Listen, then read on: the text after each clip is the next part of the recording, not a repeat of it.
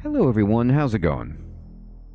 Dr. Incompetent here, and let's play some Vault of the Void, shall we? This looks like a pretty awesome kind of deck building roguelike, I believe, and I'm going to be checking out the demo and seeing if it's something I might want to pursue into the full game. So let's go right now. And, well, we'll start here with the introduction. For new players, first floor only on a smaller, modified map, set up to help with learning the mechanics. Thank you. Alright. So we could start as the Hidden.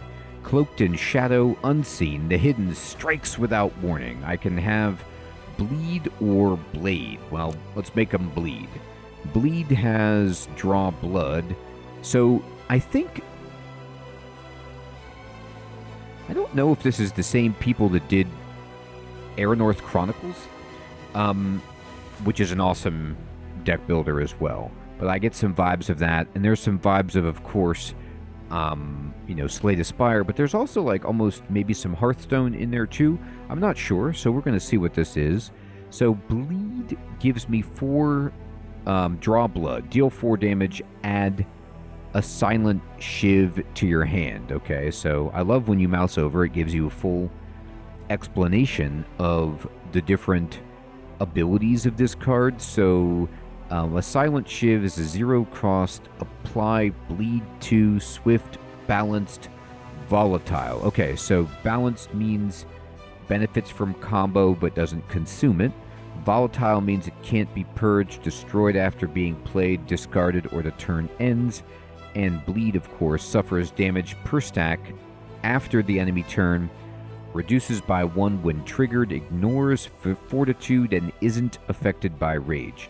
Now, I do have to tell you that whenever I see in a deck builder that Bleed triggers after the enemy turn, it really goes down in value for me. It's super great, like, don't get me wrong, but if it triggers after their turn, it means they still get to attack you, which can be kind of annoying. Like, where, you know, sometimes, like in Slay the Spire, with certain debuffs, like Poison, for example, it triggers at the beginning of the turn, which means that, like, you could just take their turn away by killing them. But this might be so strong that it's worth it. And then we have some Evades, which are a block card, and it gets stronger if people are bleeding.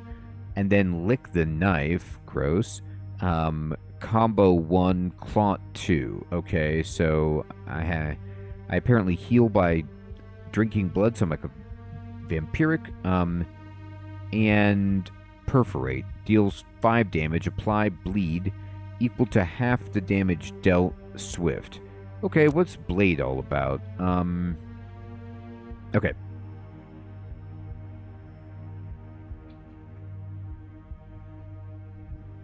So, I'm going to have, what is this, a 20-card deck, 2 quickness, 2 underhanded tactics, 8 parries, 8 slash. Slash is deal 6 damage. If it combos 0, it combos up. And then swift cards trigger it, and combo resets after triggering. So you slash once, and then your combo goes up.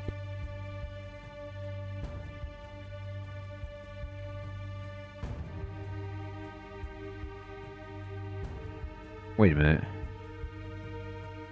Let me make sure I understand this. Swift cards will trigger plus X times. No, Hermie, it's not. And then it's weird because it's like, okay, so in terms of the sequencing of the slash card, if I'm reading from top to bottom, if I get combo 1 from this card, then Swift should immediately trigger as I'm playing it at combo 0. But maybe it doesn't? Because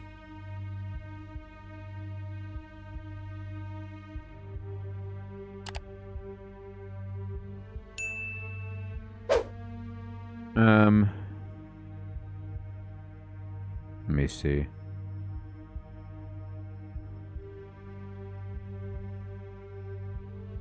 We'll have to see. Okay. Starting artifact. Sneak Artist. At the start of each turn, if at combo 0, combo 1. Starting from turn 4, your max combo is increased by 1. Okay. So I guess I won't really ever be at combo 0 unless I use the combo.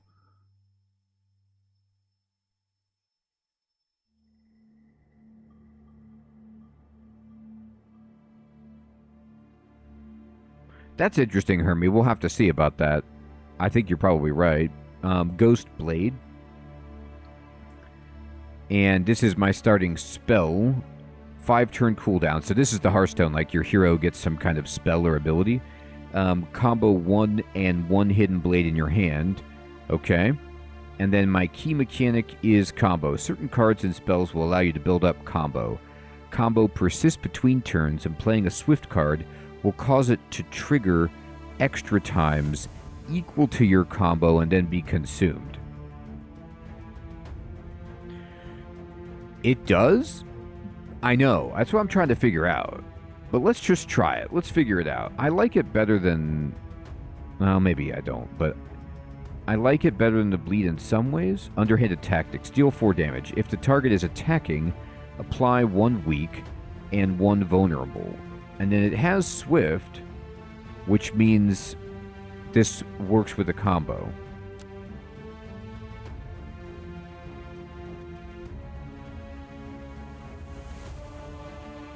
That could also be the case, Hermie. I would be fine with either of those. Hallway of the Lost. Introduction floor. Okay, so here is something extra. All attack cards played will also apply Bleed 2, Expel. Okay. Juggle. Gain 1 hidden blade. Draw 2, discard 2.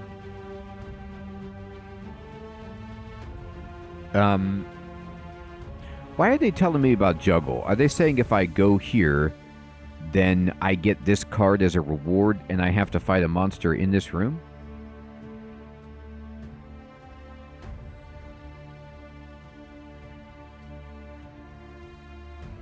So a buff is like a power. I play this, and then for the rest of the combat, all of my attack cards apply Bleed 2. That actually sounds pretty good.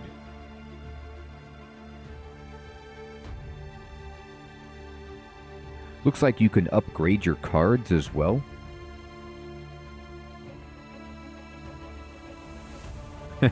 Right. But to be honest, just Bleed just on top is pretty good. Now, the Hidden Blade...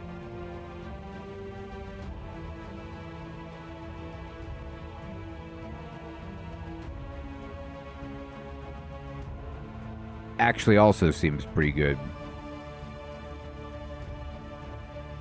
Because it's a, it just boosts your combo.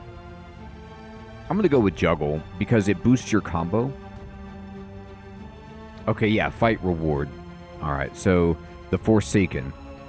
Those who wander this domain for too long will inevitably become forsaken one way or another. These desperate souls have found this fate.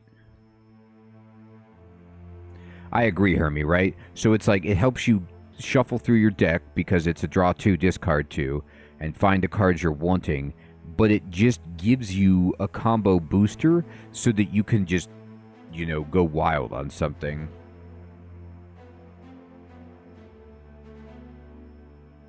Bleed is just an altogether, you know, it's a power, it's a good card, deal extra damage, but it's very slow. I mean, it depending on how long fights take. Okay. So there is a Dark Acolyte who has 13 hit points, a Void Enchantress who has 8, and a Throat Cutter who has 50. So this guy has what? He does 2 damage once per turn, 1 damage once per turn? Or I don't know what these things mean, and I don't know what battle progress means. Like, I need to fight them more? We'll find out. to unlock more information about them or something? Cards. All cards in Vault of the Void have an energy cost shown in the top left corner. You start each fight with 3 energy and gain 2 every turn. The color of the circle will denote what type of a card it is. Red is attack, blue is ability, and green is buff. Select a card from your hand now to play it. Okay, so... I don't know. Let's... Okay. So you can see right away, it is going to do 6 plus 6. So slash just does its thing right away. So this guy is going to attack me. She's going to use Essence of Fortitude, and he's going to muster. So I'll go ahead and do this. Oh, you know what, though? It's because my combo is at 1, I think, right? Is this my combo? 1? Right, okay. So my combo is currently at 1.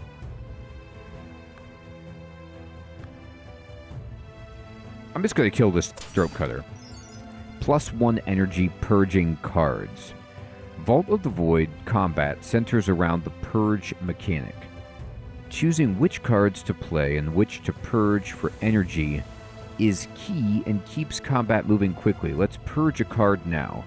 Hover over a card and hold right-click to purge it from your hand, sending it to your discard pile and granting you energy. That's interesting. So you get 2 energy per turn, but then on top of that, you can just discard to get extra energy. So I'm going to discard my parry because I don't need it. I mean, I could kill everything with what I've got, I think. Battle progress. To stop enemies reinforcing, you must fill the battle progress orb. Oh, okay, that's what that is. Each enemy will add a different amount to the orb. So the battle progress was not like... I thought it was one of those things where you have to fight them a certain amount of times and kill a bunch to, like, reveal information about them. But this is that character adds this much progress to the orb. Filling it to 100% will stop creatures reinforcing. The battle progress orb is the rightmost orb on your threat stack. Hover over an enemy to see how much they'll add to the orb. Okay. So, I'm going to get rid of this. And, no need to block yet. You played a block card, and yet you currently have no threat. Vault is different when it comes to blocking. Block is played reactively in response to an enemy attacking and applying threat rather than needing to be built up over your turn. This will be explained more shortly, okay? Energy and cards. Cards in your hand will never be discarded automatically. Oh, wow. Meaning you carry them into your next turn. Goodness, I'm so glad that I'm playing this tutorial because while on the one hand, many of the mechanics I'm familiar with, some of these design choices are new, and I'm not saying they're good or bad. I mean, I like it. I wouldn't have expected it, so it's good to have it explained. So the fact that I don't discard my hand is pretty wild. I can really set up. It's like I have the, runic pyramid, and then also your energy won't carry across turns. Okay, so I also have the ice cream. It can often be a good idea to purge cards in your hand and set up a nice energy pool for next turn. Wow. So that's what this guy is doing. He's mustering for 1 AP. Now, I don't really know what AP means, but it looks like the battle progress bar is at 50%. So if I kill her, I go to 100%, and if I kill him, I go to 100%. So either way, if I kill these fools, like one of them, then they won't be able to summon reinforcements. This is cool. I'm liking what I see here. The visuals are great, and it looks like there's a lot of interesting strategic choices that I get to make. In the top right, I have a ton of currencies. I'll probably get to that later. So, underhanded tactics, I don't have any combo. So let's see how much... Right. So if your combo is at 0, which is only after you play a slash, Then what happens is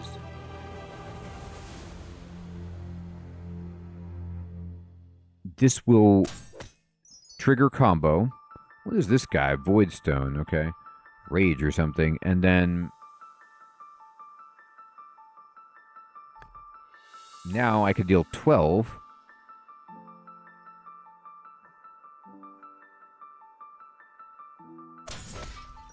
To that guy. And then I'll just kill this guy. He looks scarier. So now,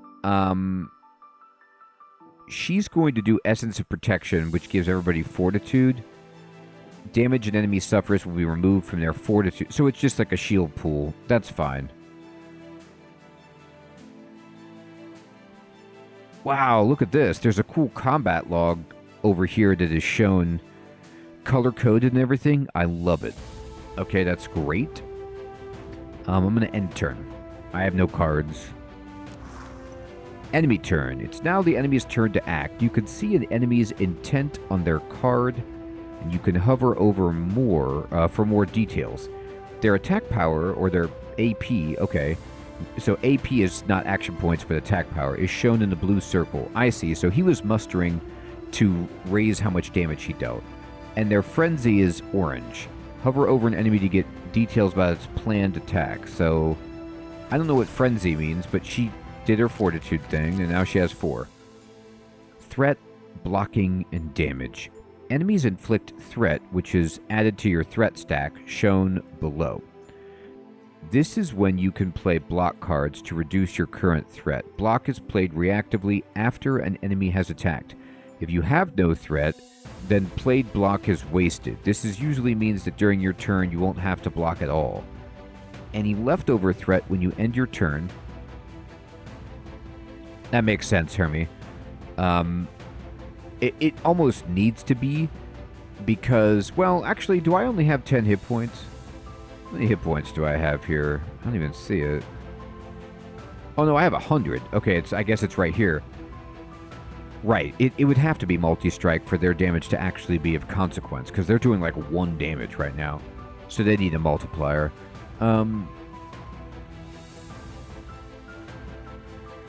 Okay, so threat carries over. It gets removed from your hit points. Okay, sure. So I'm going to take 1 threat because she's attacking me for 1. So they're really like... It's an interesting wording, like threat, which is, I guess, potential damage, which you could just call it 1 damage, and I wouldn't be upset about that. But I guess it's because they really want to reinforce their, like, reactive block system.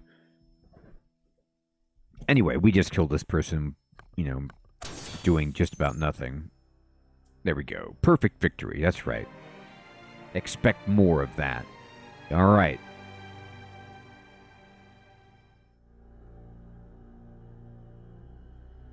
Yeah, I mean, I guess it's like they want to make it like a parry or something like that. That's fine. Or they just don't like the idea that in most games you just play block to create a pool of block and then damage is subtracted from that, and they want it to be like... Maybe because it plays better with their purge system and the fact that you sandbag cards overturns that it didn't work to just stack up block. I don't know. We'll see. I get 67 essence, a soul, and I get some bonus essence for a perfect fight. Managing your deck. You've just won a fight and picked up a new card you can add to your deck. Cards aren't automatically added.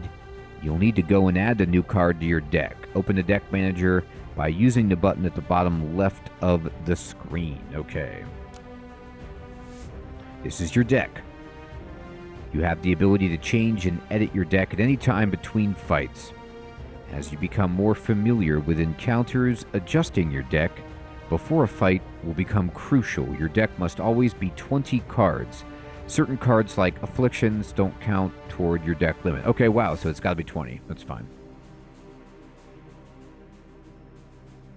Void Stones. As you damage creatures, you'll earn points toward new Void Stones. Void Stones can be socketed into cards to give them new powers. That's cool. Hey, Chef Smitty, good evening, my friend. Good to see you. Grab Void Stones from your collection on the right and drop them onto cards in your backpack or in your deck to infuse them with new powers. Alright, I like it.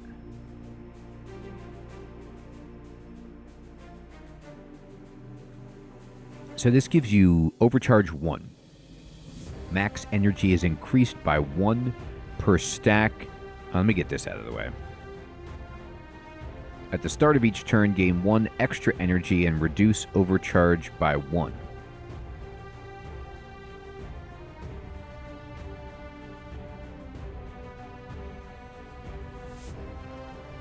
Alright, so really this means like if you hold this card, you get 1 energy 1 time. But honestly, that's actually pretty good, considering energy isn't lost between turns.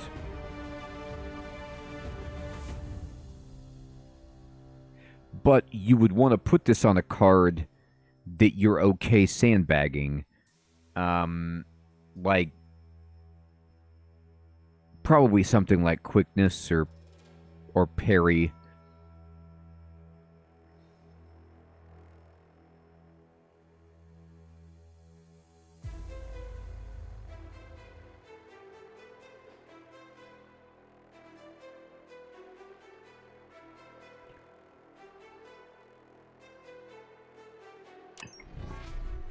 Alright, so my deck is 19, it's 20.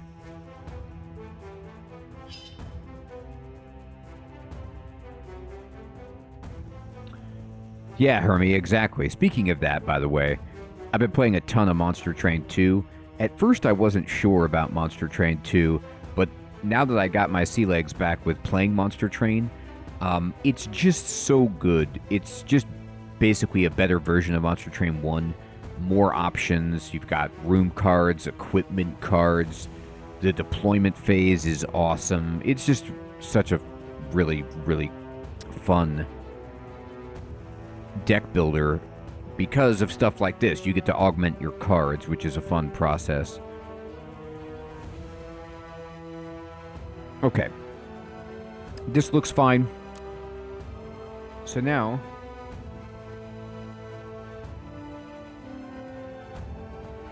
yeah, I mean, it's not like, you know how when you release a sequel, you could go like Darkest Dungeon 1 to Darkest Dungeon 2 is like, or Frostpunk 1 to Frostpunk 2. Like, you're talking about big, big shakeups with some overlap for sure, but pushing the systems and changing things dramatically. Or you can do like a more iterative sequel that doesn't really change a ton. Monster Train 2 is like that, where it's just basically like, let's just make it like more balanced and more quality of life, and more options, but, you know, and it's cool.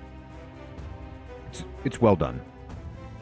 Alright, so I could go for the Shrine, which lets me heal, don't need to, cleanse my deck of void cards, I don't have that, or gain extra essence and souls. That's kind of interesting, but what about this card? This card costs 2, deal 8 damage, draw 1, and swift. So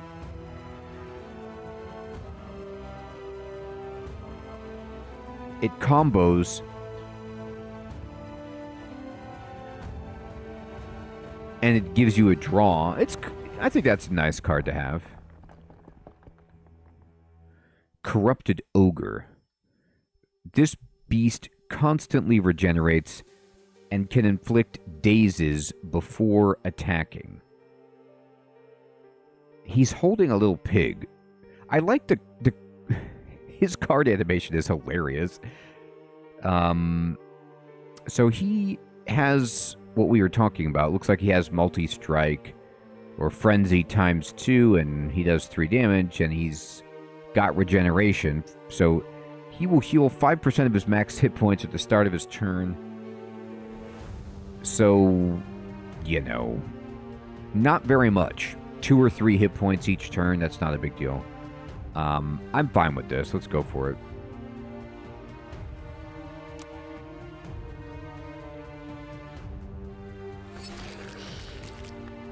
Just a few more things about threat.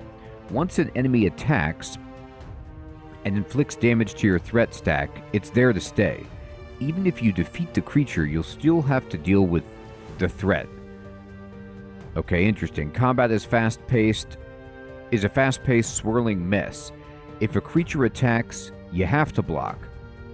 The only exception to that is if you manage to kill all creatures and clear the room, ending the fight, representing your ability to escape from danger in the nick of time.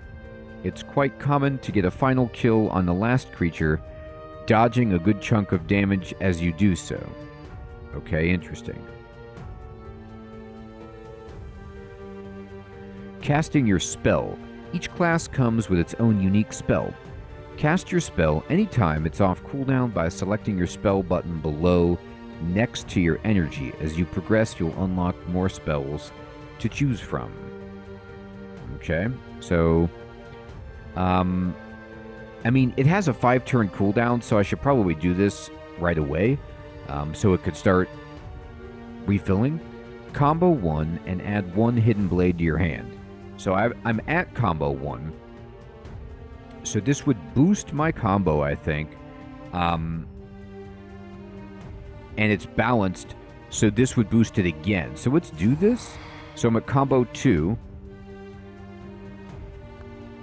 Now, the only thing that stinks is I didn't get any attack cards. Like, this hand sucks for fighting, except for this. So he's going to roar, which 1 attack point and then add a daze, okay? But he's not going to attack me, so there's 0 threat coming in.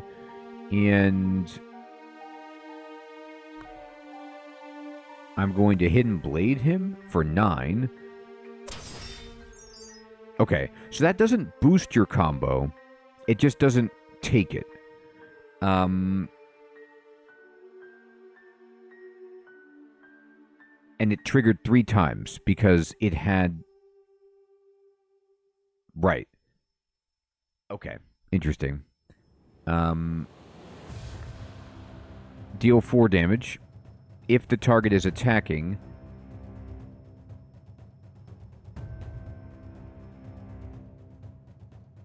I think so, Hermie. Like this turn, for example, I probably shouldn't do anything.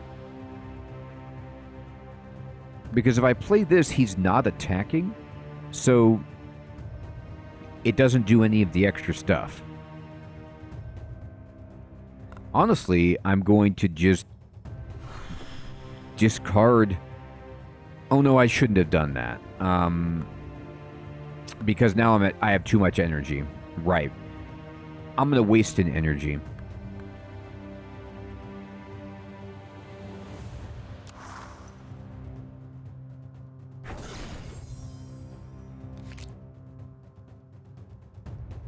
No, I didn't really waste an energy because all he did was...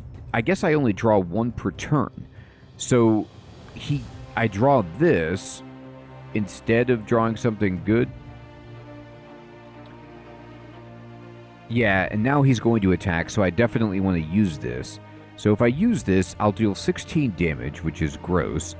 And then I will apply weak and vulnerable and swift.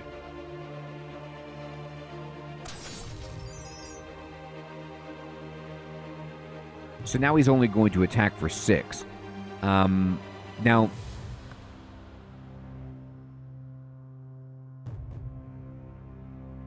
I have to get my head around this. I do not play this card right now. I play it after he attacks. So, like, he'll put threat on me. And then we play this next turn. So it's like you can't... In a preventative way, I can't stop threat from happening. At least not with block.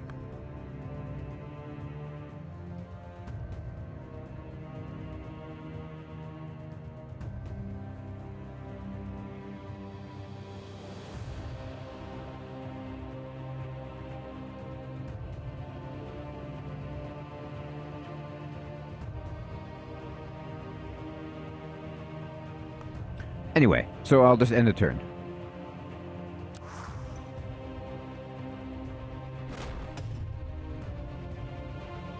Alright. So, now we can...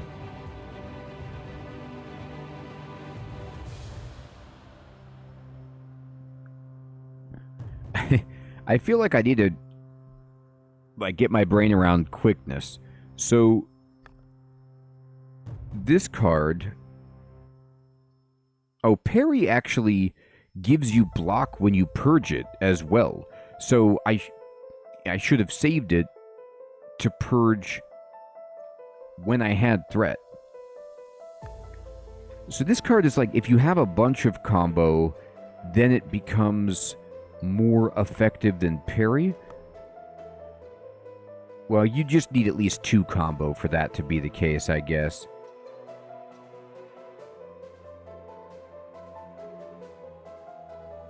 Wait, no. This... I'm sorry. No. Quickness doesn't use up your combo. It adds to your combo. Swift cards consume your combo.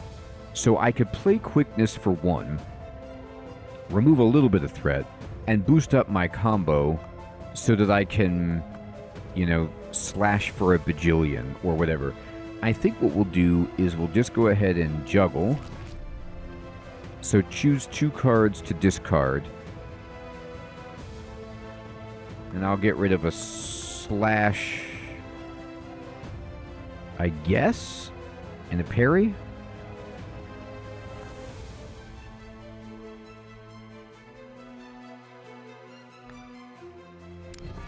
I'm going to boost my combo.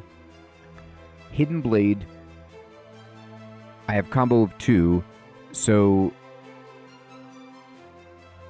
it'll trigger all of its times. Yeah, it's going to do 15 damage to this guy. So it's 3 damage.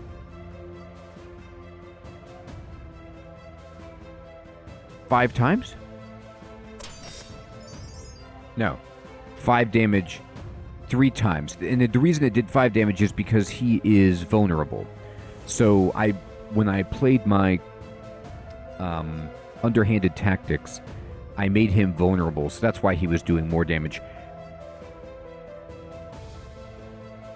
It's a good question, right? Slash... oh, 1 slash kills him, Hermie, because of his vulnerability. Look at that. Because I will do 9 damage 3 times.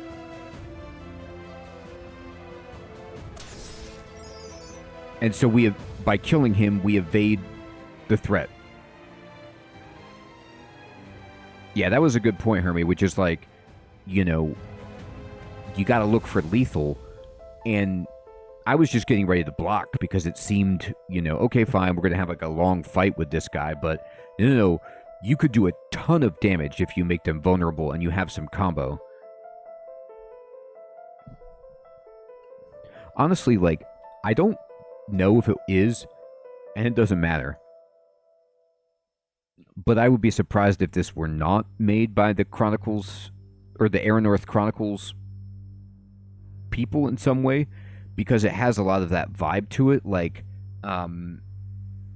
yeah, exactly, Herbie. It's got so many little nuances and interactions. It's the depth and the card variety and the mechanics are really, really cool. You just have to spend some time to learn it. But so far, okay, great. We get our reward. Now we can go to a treasure or get Scattershot. So Scattershot's interesting because this is not a card that does anything combo-wise at all. It's just AoE. And AoE is really nice to have. It doesn't... So, it would do 7 immediately to everyone, and then 5 bleed, which, you know, if that's like 5 factorial or whatever, like, it goes 5, 4, 3, 2, 1 if they live that long. That's a lot of damage.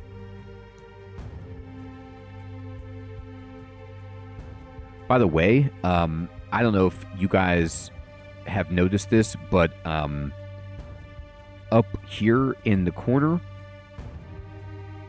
Yeah, Vega, I agree.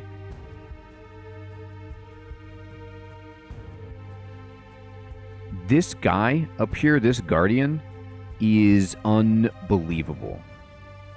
This dude, he's got like an incredible kind of like cup. I love it. I love what I'm seeing from this guy. He's really, really bringing it.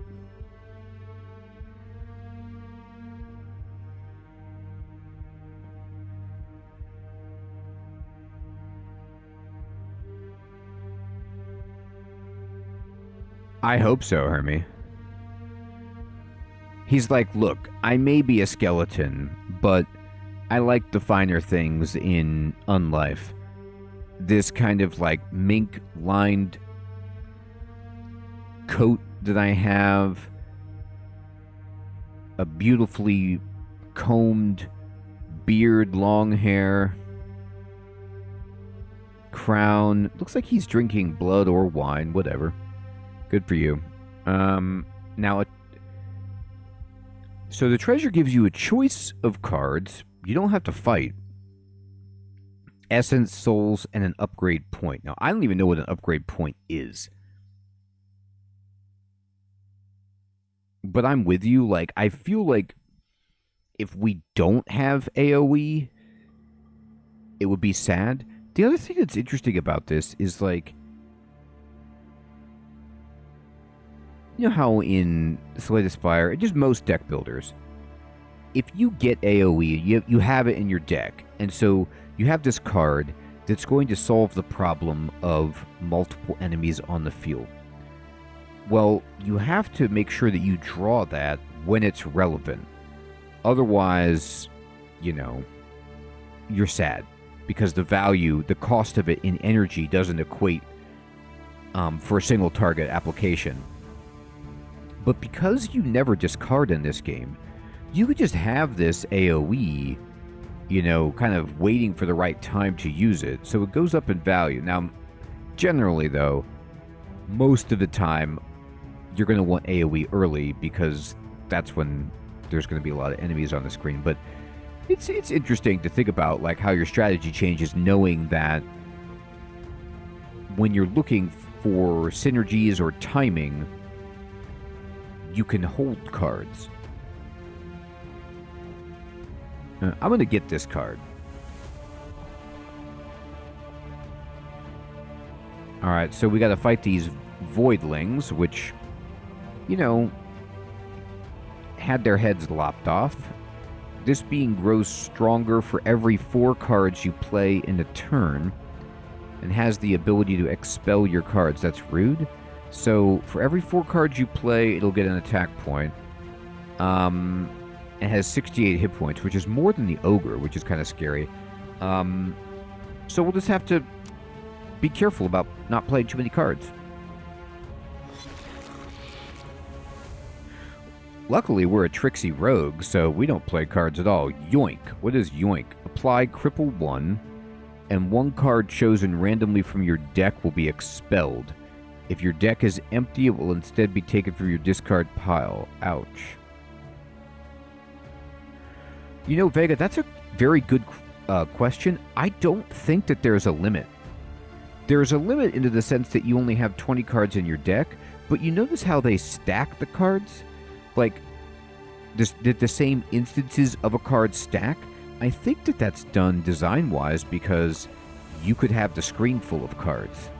And so to like make it easier to see.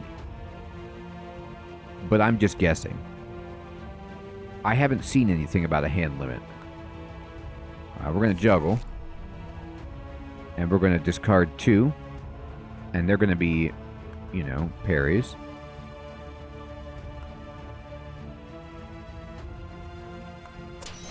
I played... oh, this is really cool. I like this. So I'm earning red Ragestone or Voidstone experience just by playing cards, so that I will earn this Voidstone, which I can use to upgrade one of my cards in my deck. Like, over time, I'm just kind of getting some experience doing that. There's a lot of cool choices that they made in this. Alright, so I've played 2 cards so far. So I'm probably just going to slash this guy and, you know, do a nice bit of damage. And I earned it. And then now I've moved on to Black Voidstone. Now, I don't want to play another card because I'll make him stronger. So we'll just go ahead and pass.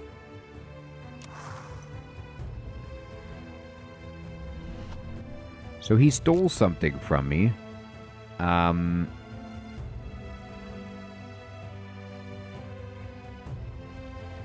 I just say, by the way, I know you could hide it by pushing tab or whatever, but I just love the fact that I have this combat log. I think you can, Hermie.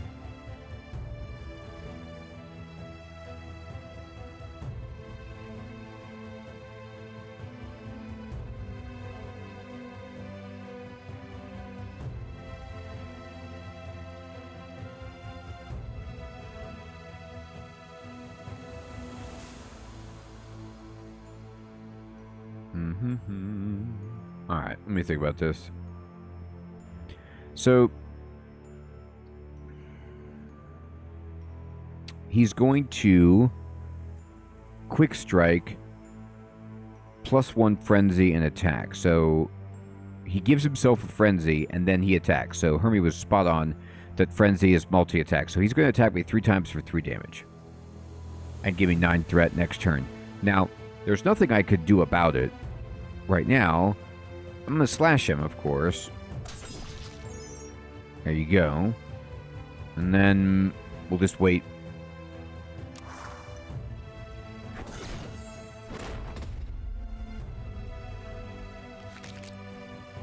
Okay. So here we go.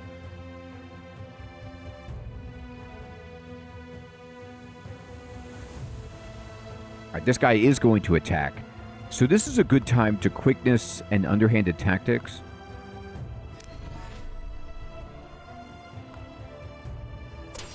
Because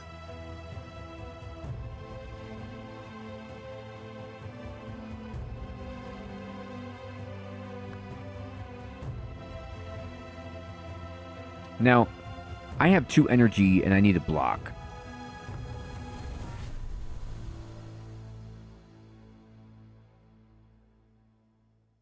Am I right?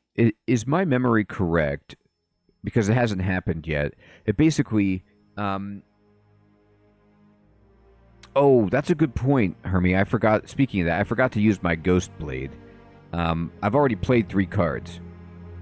The starting relic says... Oh, this is the thing that makes it so every turn, if my combat is at 0, I go up to combo 1. So I start every turn at combo 1, and then from turn 4 on, I can actually raise my max combo to 4.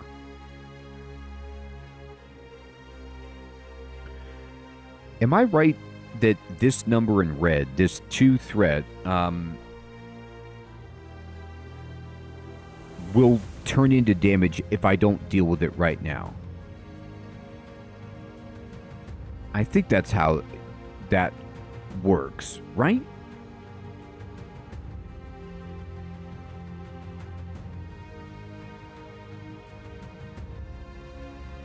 Oh, interesting. So I misunderstood overcharge. Yeah, Hermie, I was thinking about that because that'll block all that we need and we'll get an extra energy, right? So we now are taking no damage.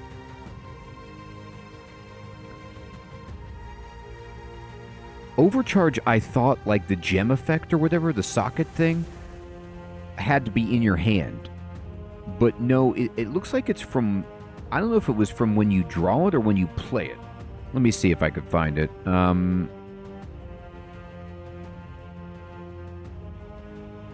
Right. Playing it.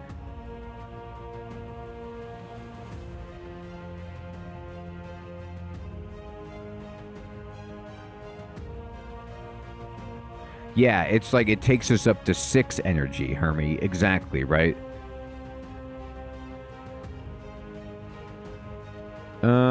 Okay, so we're gonna end a turn.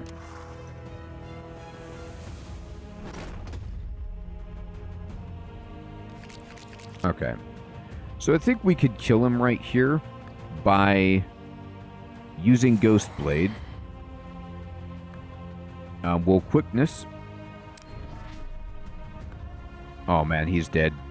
This is 20 damage right there, but then I could just slash for 36. Goodbye.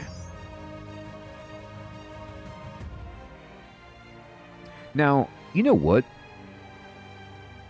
Not like it matters too much, because it's early days or whatever, but in that situation where I was just going to kill the guy with slash, it was over. Would it have been better in terms of my experience for my Voidstone bar fill up if I would have played underhanded tactics first and then played slash and killed him? Like, would I have got more experience by playing more cards? Like, does the game reward you for kind of like maximizing the amount of cards you could play?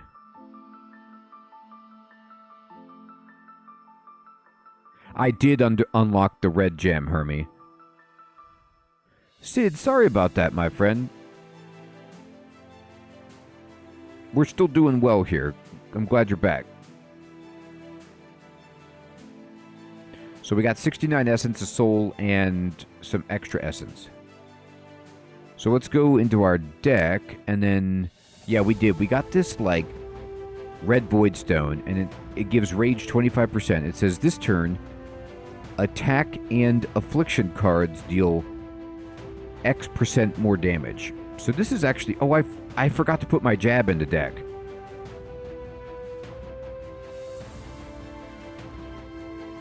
Vega, I'm with you 100%. I can't remember who it was, but somebody in the chat, or maybe it was on the YouTube comments, somebody told me about this game, and I just looked it up on Steam. And it has very good reviews on Steam. And then I saw that it had a free demo, so I was like, and the screenshots looked awesome. I was like, let's give it a shot. I'm glad I did. It seems really cool. We really are, Hermie. I'm taking a long time. So, like, if I put this on... It actually makes more sense...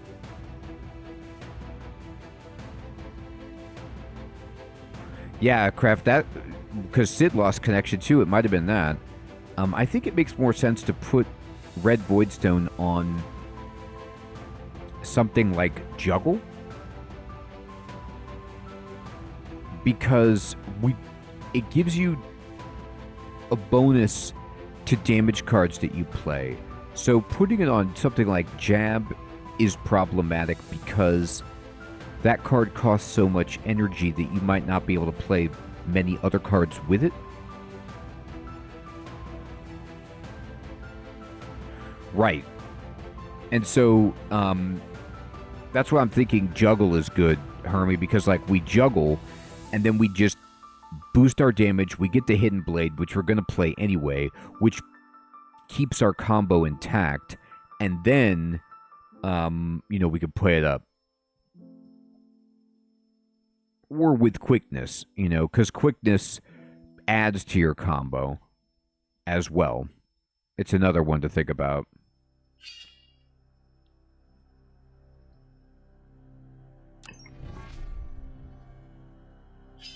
Now, I need to get rid of some garbage.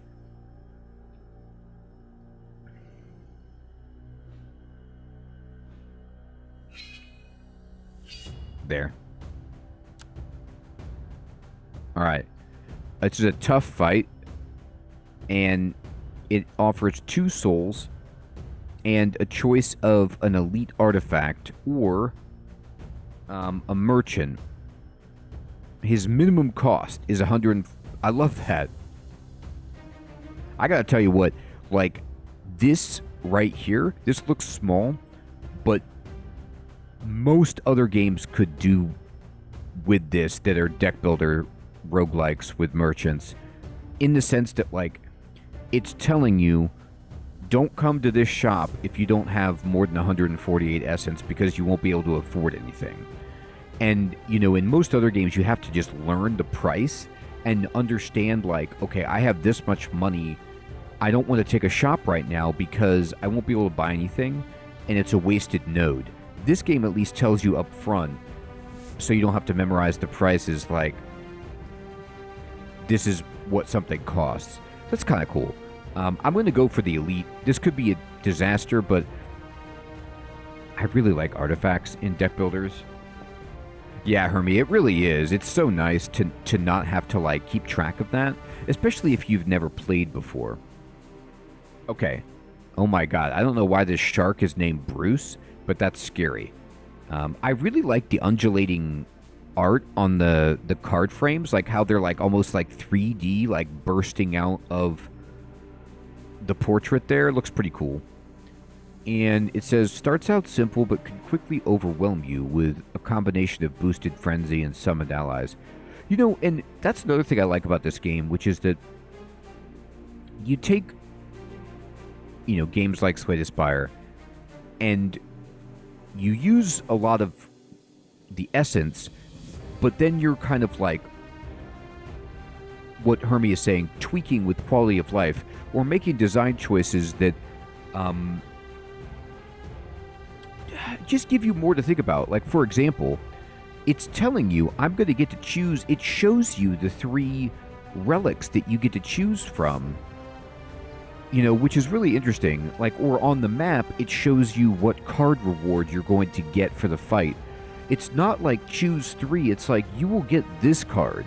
So then you're making a decision too based on exactly what reward you're getting, instead of, like, I don't know what it's going to be, which I think is kind of cool.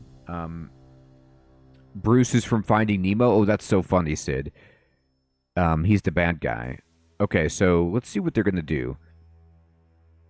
The ghostly piranha, it says he's a minion. And he says without number. +1 frenzy the first time this enemy suffers any debuff or when another enemy is killed. Oh god.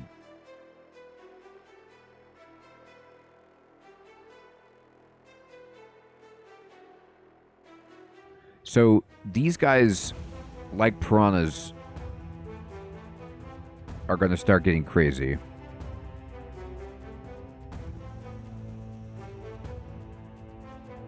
So we need to kill Bruce first, if at all possible. And it says he can spawn more as his allies.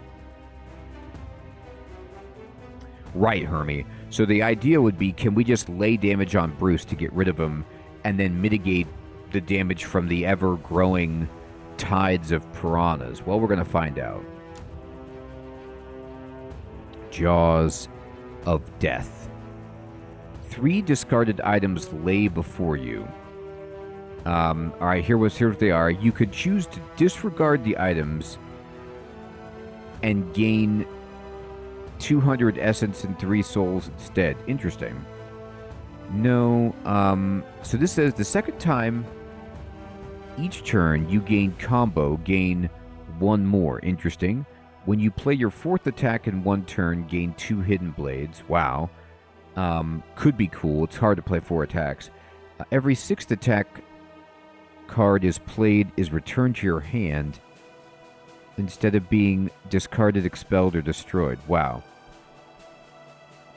So normally, like, some of these, I'd be like, well, that's never going to happen. But because I can hold cards and energy, maybe. Honestly, I like this. Gaining more combo is really good. I also think it's amazing that you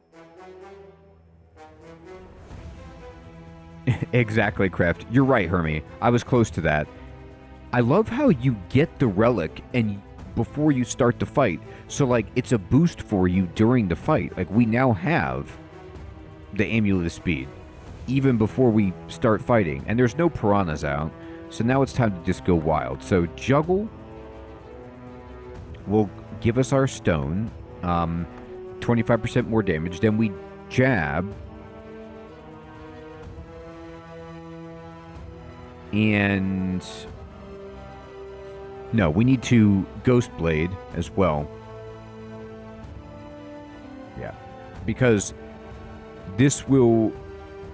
Well, I'm not really gaining combo with anything here.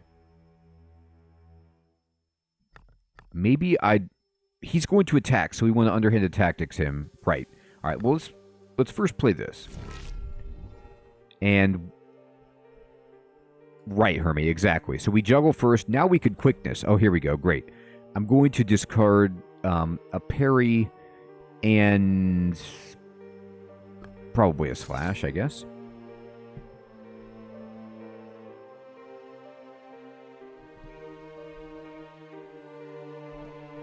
Now, I have one combo. I can quickness. And now we're at 3 combo. I don't have enough energy to play jab, unfortunately, but I could discard a card if I wanted to. But I really think I should just underhanded tactics hit. No, wait, sorry, my fault. Not yet. I need to do Hidden Blade first, because it won't consume the combo.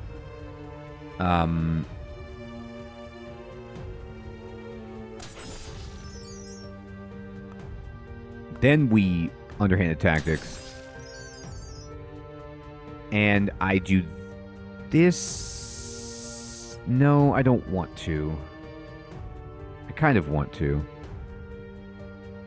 Nah, I need more energy. But I am doing 25% more damage. It's tempting. But I have no combo, so it's kind of a waste. So I'll save it. I could discard jab to play slash to give me combo 1 to then Ghost Blade.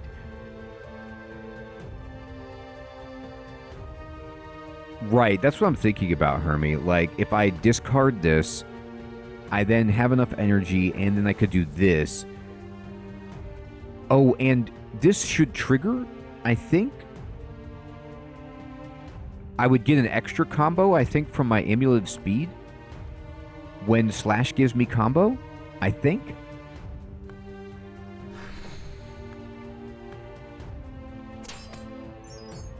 No, it didn't work that way. Okay. Right. He's got vulnerable, and I have 25, so I have to do all the damage I can this turn.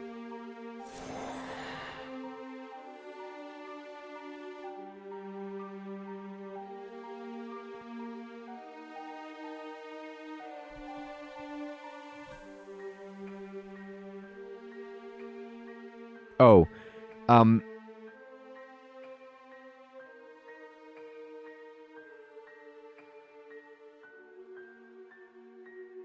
it's a good question. Yeah, what did happen? Attack and affliction cards deal more damage. Oh, no, I think my combo was at 0. Hermie, so Slash only did 6, but then it did 25% more and then 50% more. So he took 75% more, or he took double damage because he took 12 total. Yeah, he's going to take 18 from Hidden Blade.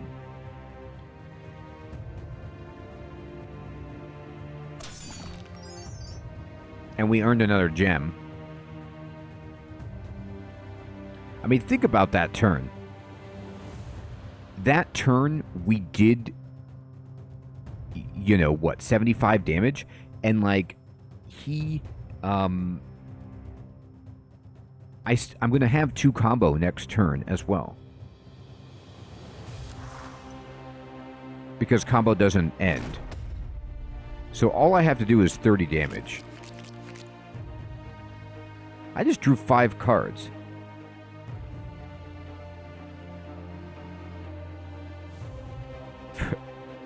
For some reason, one time I only drew 1, but maybe that was just because the ogre put that debuff. And then another time I thought I only draw 2, but maybe you just draw a 5 every time. All right, Vega, take care, my friend. Good to see you.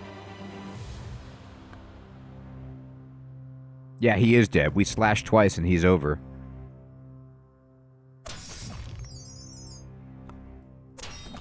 I mean, like, we're just doing so much damage.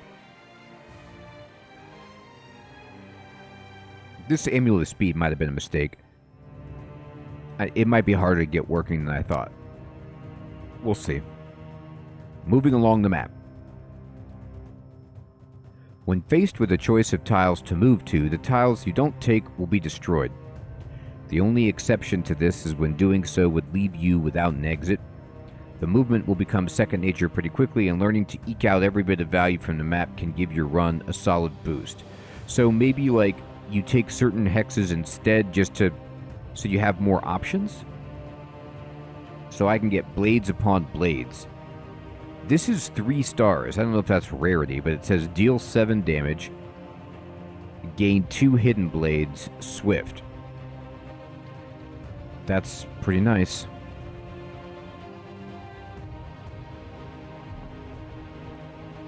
Oh, you know what? I'm going to manage my deck because I might want to edit. What's this card do? It says Ghost. Add a volatile copy of this card to your hand. Inert. This card's Void Stone only triggers once per turn. So wait, volatile means what? Just another version of it?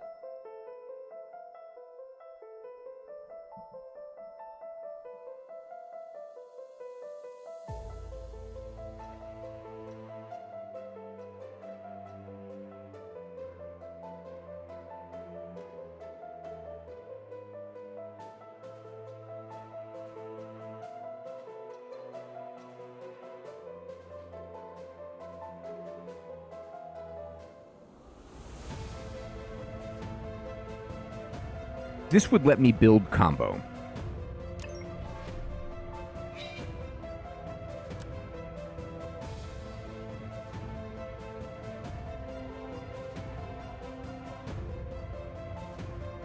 Yeah, Hermie, I wonder if it's like a translation thing.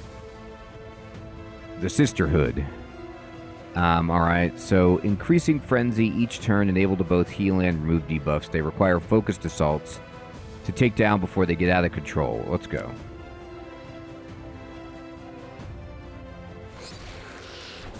These are nuns with lamps.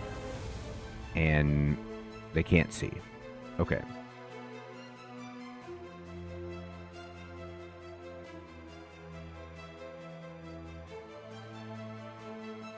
They're all going to attack, which is annoying.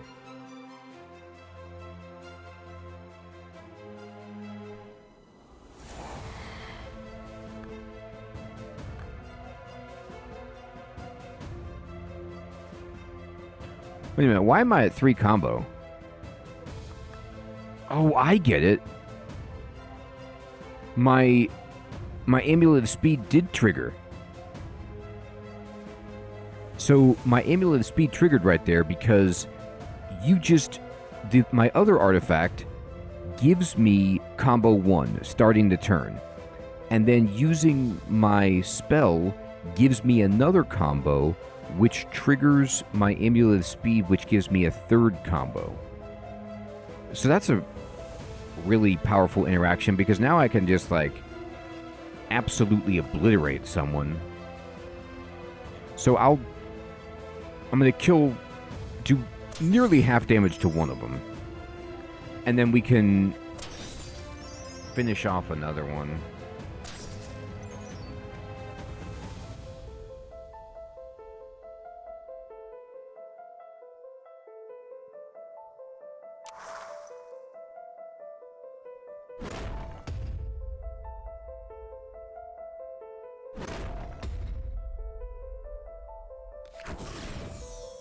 Alright, so now they're going to start getting more challenging, but I have jab, which I could just kill this one. Well, scatter shot would have been useful earlier.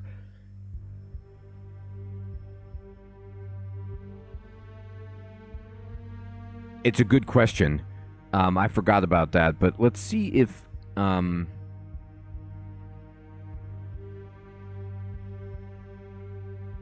this will give me combo.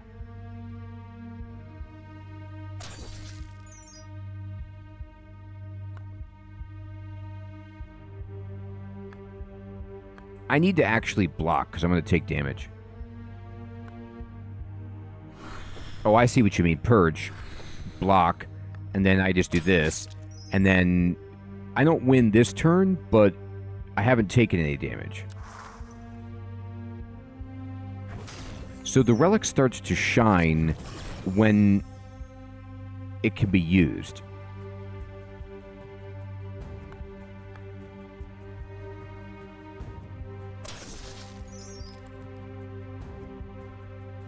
That's right, Herbie. I killed it. 60 essence, a soul, more essence, and an upgrade point. So now I get to see what the upgrade point does. You found one or more upgrade points. Choose which cards to upgrade from your deck or backpack before proceeding. Wow, that's pretty sweet. So what happens if I upgrade this? Oh, it's... really, it's just draw 3, discard 3 is that upgrade, which is okay. This deals 11, this deals 10 and adds more bleed. Now, if you... the thing, though, if I upgrade, like, a stack, it upgrades all of my slashes, which is pretty wild. So this makes all slashes do 9, which multiply, or, you know, all parries do more, or all underhanded tactics do more. I think I should just upgrade my slash. Like, it's just so much damage. I'm not sure about that. That's a good point. It might only upgrade 1, but I'm just going to go with it.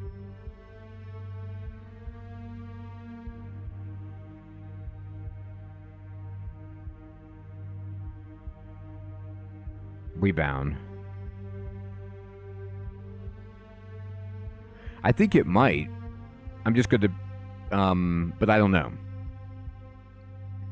Like, maybe you only make them unique by socketing them, like how the quicknesses are in separate stacks. I have to do it to test.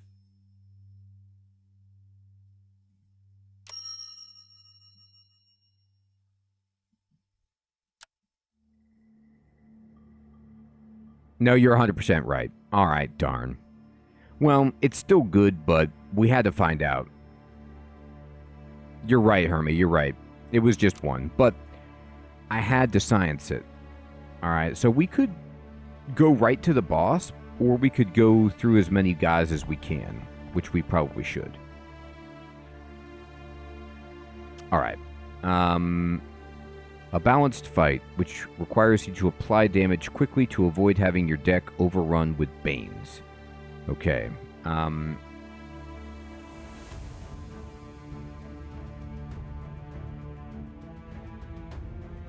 So we got to kill this one. It's the leader. All right, let's go. Yeah, Sid. You learn the hard way. But hey, we drew it on the first turn. And remember what we picked up from before. So if I click this button, now I'm just at combo 3. And so, I mean, I can just annihilate this guy right here.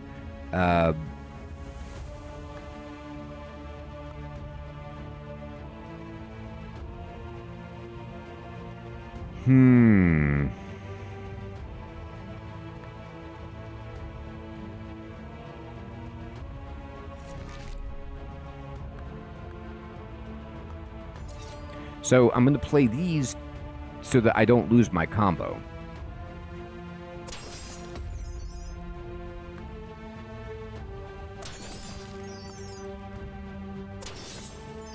Easy peasy. Combo 3 on turn 1 is quite good. I know. Whenever you have exponential growth, you know, like, with some kind of multiplicative effect, like, it gets crazy. I'll take it. The infestation. These creatures will become stronger rapidly as the fight goes on. Their infection cards will feed their strength. I have to say, too, I don't know why, but this, like, these fight tips or whatever, I love this. I love that it tells you, like, what style of fight it's going to be. It just gives you a strategy overview, so you just have a sense of, like, oh, okay, now I know.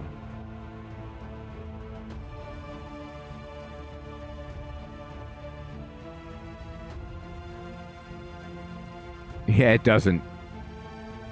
It's not going in the deck, I'll tell you that much. Whenever you draw an infection, gain 1 action point, or attack point. If there's an infecti alive. Alright.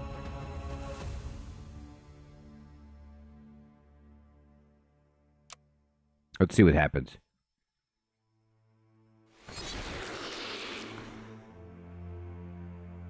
Fester. Alright.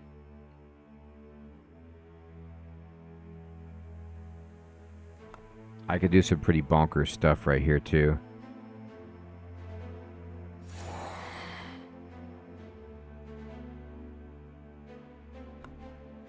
I'm just going to try to kill the one that's attacking.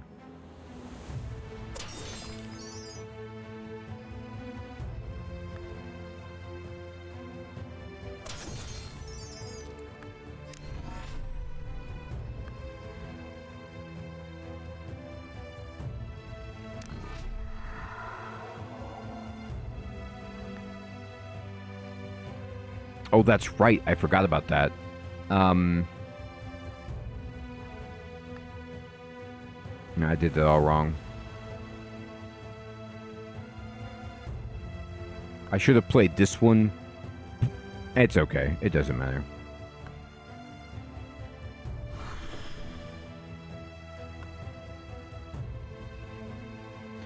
I could purge, but I can't purge the volatile version.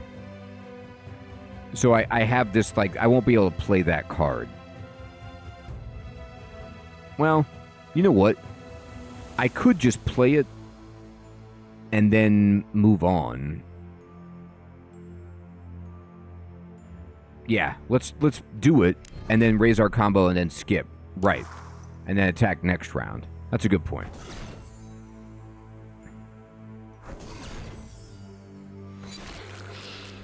Oh, I didn't do enough battle progress, so they got to spawn a buddy. Yikes. Okay. Interesting. Well, this'll do it.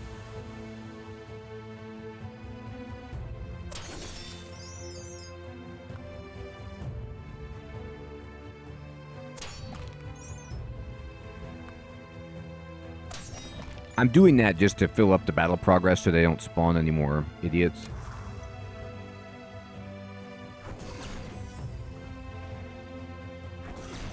They're festering. Okay. Let's juggle.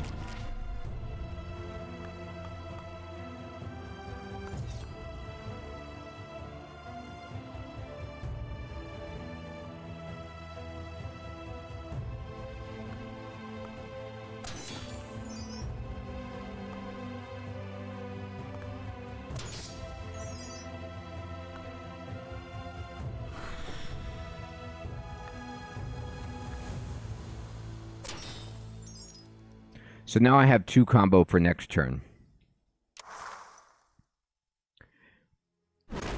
All we need to do is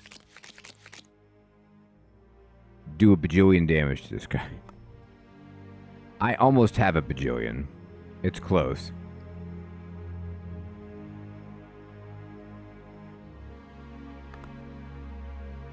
$24, draw 1.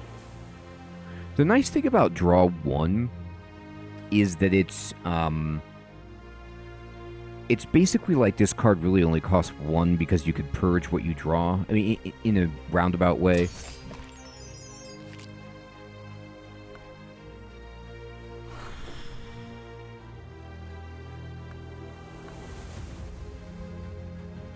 So I win just by hitting and purging.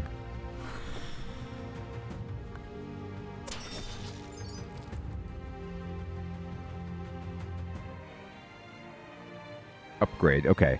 Let's upgrade a better card this time.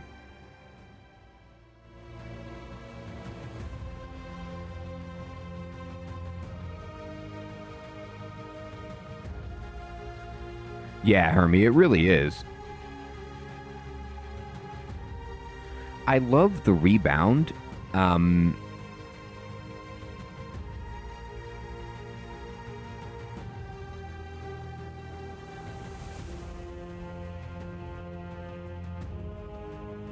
damage to everyone is really good.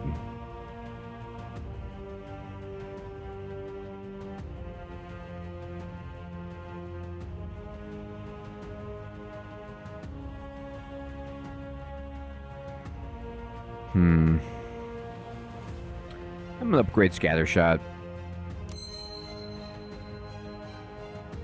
I could get some kind of fight where that would be super important. Alright, so...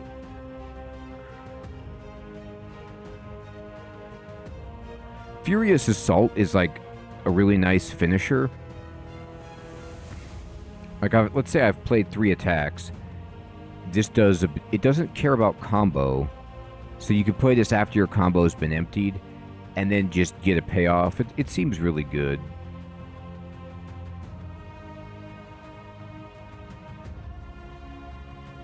And putting a yellow Voidstone, putting Block Floor on like an attack card is pretty sick too.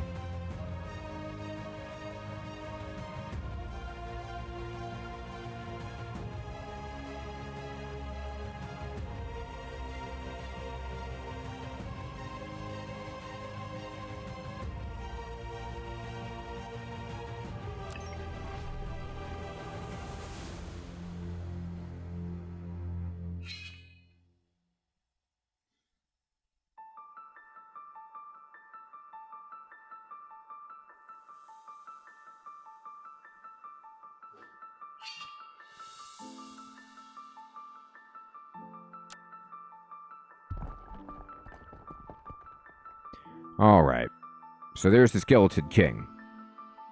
A fairly well-rounded fight with the ability to inflict fear. Killing his minions will heal the king himself. Alright, so when this enemy is killed, it heals the king. Yeah, but I probably want to get rid of him.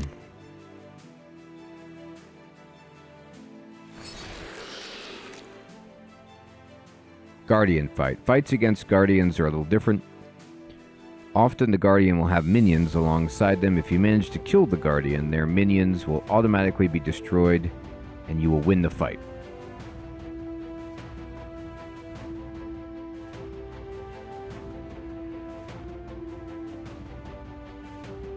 Not actually the best.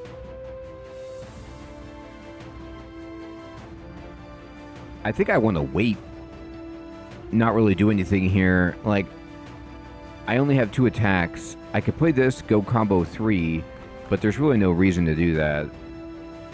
I'm just going to end. I know. We do need a mulligan.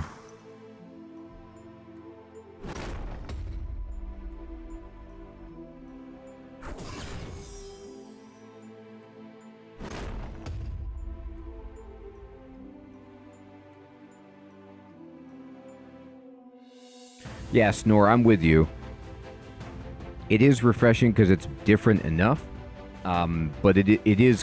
I could see this being overwhelming to a person who... Like, if you've never played a deck builder, this is a very difficult place to start.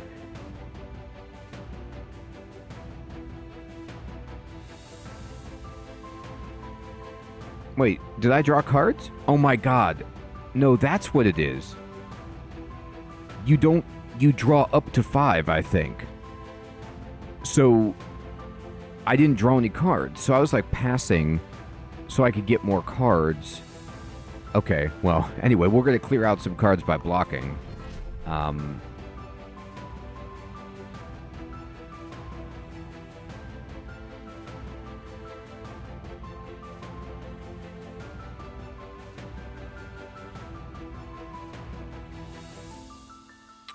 Yeah, Hermie, I'm with you, and you know that could be intentional, but it's also I don't know what I'm doing, so I'm taking too long. It is. You're right, Hermie. It is more complicated.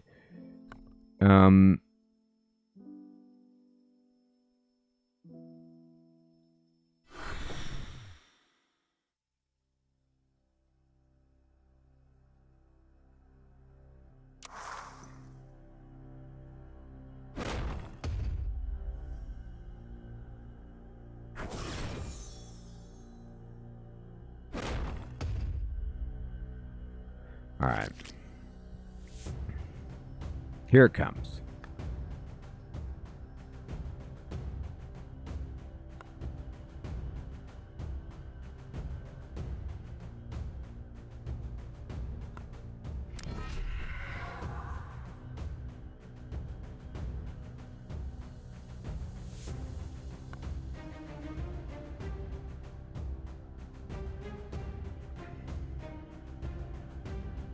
So I'm actually going to wait.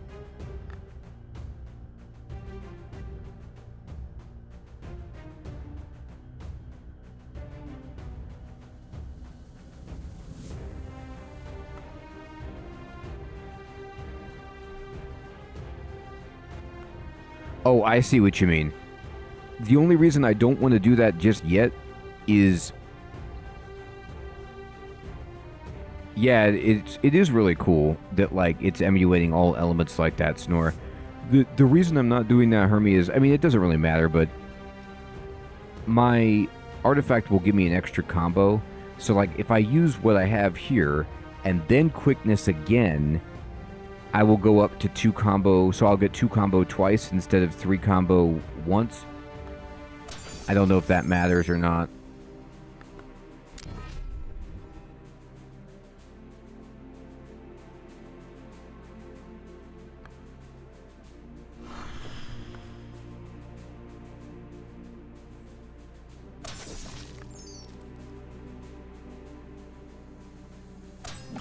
That feels bad. I can't believe I didn't kill both of them.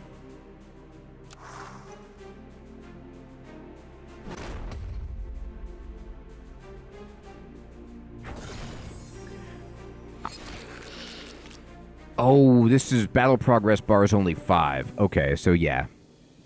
Alright, we gotta go for the big boy.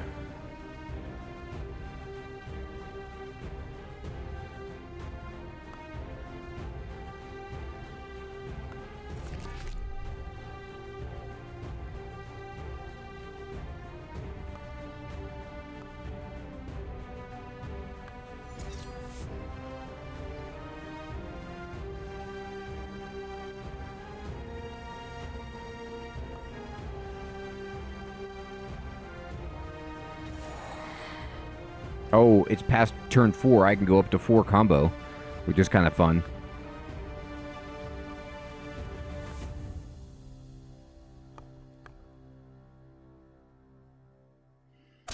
I'm just going to take some damage. I need to start killing this guy. There's... Oh, I didn't need to do that. I had scatter shot. That was dumb. Oh, well. Here you go.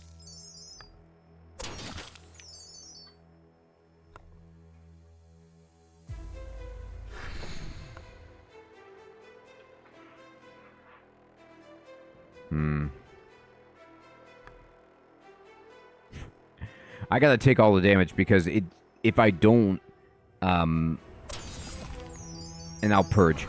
Like, it's just so much damage that I could do to that guy. I gotta do it. Took my first damage. It's the boss. It makes sense.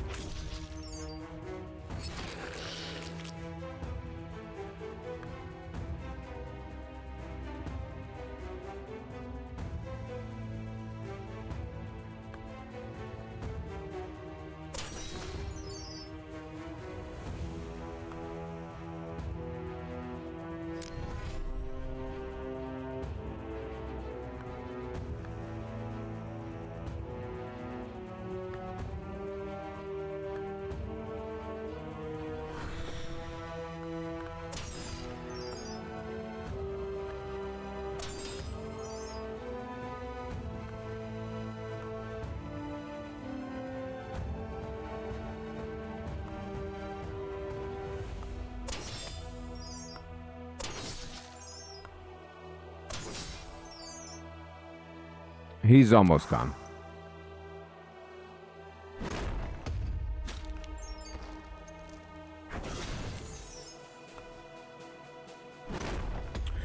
Well, the only problem, Hermie, is that because he wasn't attacking, it wouldn't have applied vulnerable. Like, he wasn't attacking, so none of the debuffs would have worked.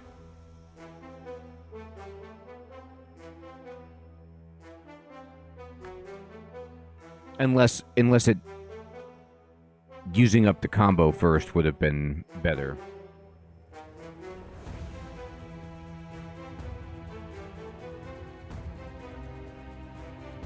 Oh, I see what you mean. Would 4 more damage have done it?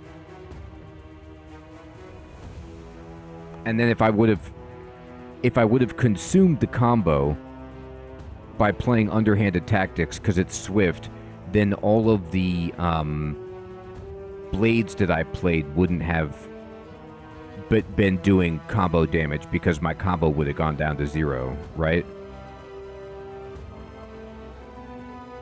Like, the blades don't consume the combo because they're balanced, but underhanded would have taken it to 0, so the blades would have only just done their attack one time.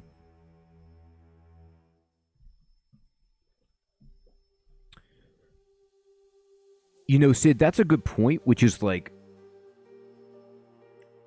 Aranorth Chronicles, you do get a paper doll, which is even more insane, where you have, like, boots and belts and helmets and things to equip. But yeah, we're good here. We'll just do this.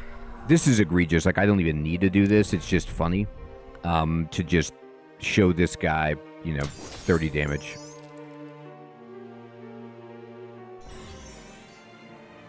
Sweet.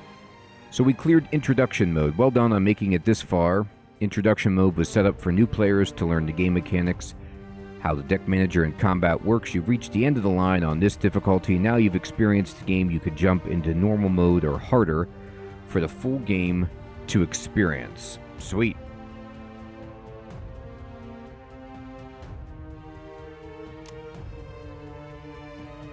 Well, honestly, I think this game is super fun. Like, I'm curious what, the harder stuff is and what the full game is like. And, we only are playing as the rogue because this is the demo. But you could see it looks like there's a monk, there's like other types of characters that you can be. Looks like she might be some kind of paladin type character maybe.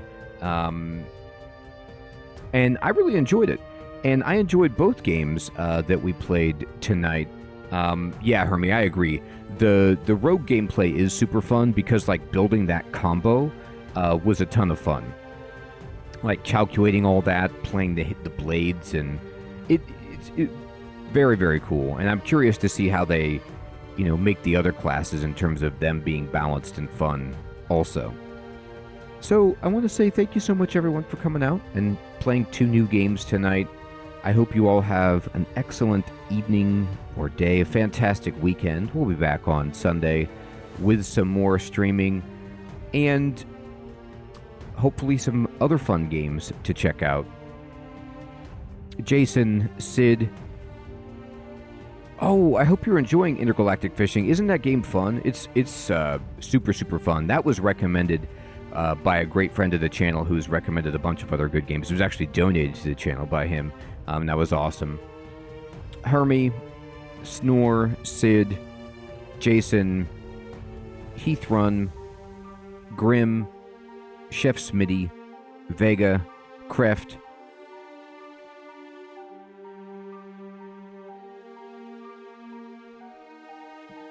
Poser, Alaxel, Alex,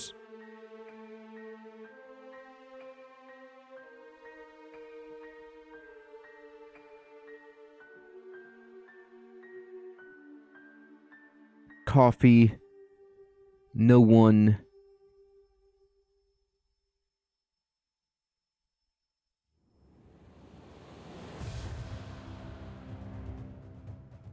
everyone out there. Take care. Have a great one.